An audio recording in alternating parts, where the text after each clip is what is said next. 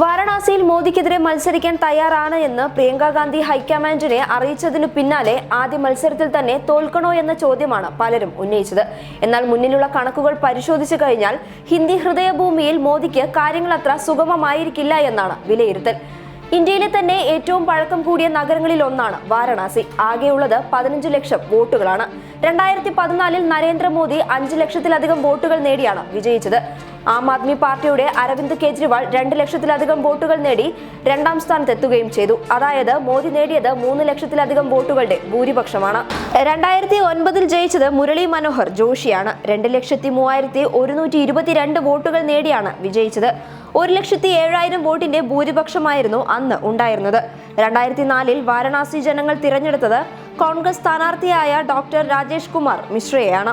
1957 മുതലുള്ള തിരഞ്ഞെടുപ്പ് ചിത്രം പരിശോധിച്ചാൽ കോൺഗ്രസിനും BJPക്കും ഒപ്പം നിന്ന ചരിത്രമാണ് വാരണാസിക്കുള്ളത്. 6 തവണ വീതം കോൺഗ്രസ് BJP സ്ഥാനാർത്ഥികളെ വാരണാസി വോട്ടർമാർ ജയിപ്പിച്ച് പാർലമെന്റിലേക്ക് അയച്ചിട്ടുണ്ട്. ഓരോ തവണ വീതം ജനതാദളും ബിജു ജനതാദളും CPIMഉം വിജയിച്ചിട്ടുണ്ട്. കഴിഞ്ഞ തവണ OBC വിഭാഗം പൂർണ്ണമായി നരേന്ദ്രമോദിയെ പിന്തുണച്ചിരുന്നു. SPയും BSPയും ആം ആദ്മിയും വാരണാസിയിൽ മത്സരിച്ചിരുന്നു. 2004 മുരളി മനോഹർ ജോഷി 1 ലക്ഷത്തിന്റെ ഭൂരിപക്ഷത്തിലാണ് വിജയിച്ചത്. കഴിഞ്ഞ തവണ OBC വിഭാഗം പൂർണ്ണമായി നരേന്ദ്രമോദിയെ പിന്താങ്ങിയിരുന്നു. SPയും BSPയും ആം ആദ്മിയും വാരണാസിയിൽ മത്സരിച്ചിരുന്നു.